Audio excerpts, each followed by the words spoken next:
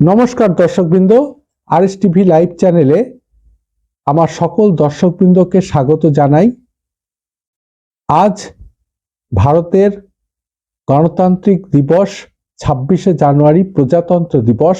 তাই RS TV চ্যানেলের পক্ষ থেকে আমি ডক্টর রাজ শাস্ত্রী আমার সকল দর্শকবৃন্দকে এবং সাথে সকল ভারতবাসীকে আমার পক্ষ থেকে এবং আমার চ্যানেলের পক্ষ থেকে সকলকে প্রীতি শুভেচ্ছা এবং আন্তরিক অভিনন্দন জানাই।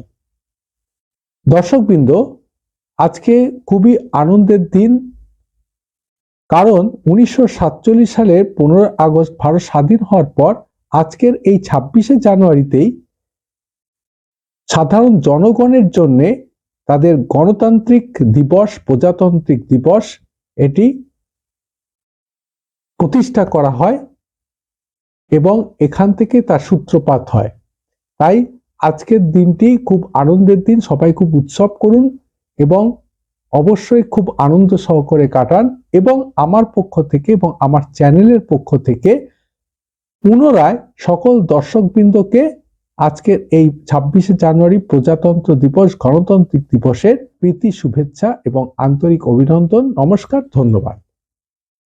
নমস্কার, আরএস টিভি লাইভের সমস্ত দর্শক বন্ধুদের প্রজাতন্ত্র দিবসের অনেক অনেক প্রীতি শুভেচ্ছা এবং আন্তরিক অভিনন্দন।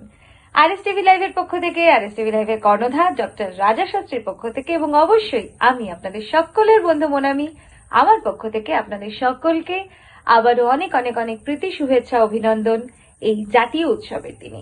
26শে জানুয়ারি প্রজাতন্ত্র দিবস আমাদের প্রত্যেকের আনন্দের দিন, গর্বের দিন, সম্মানের দিন। প্রত্যেক ভারতবাসীকে অনেক অনেক শুভেচ্ছা আমাদের পক্ষ থেকে।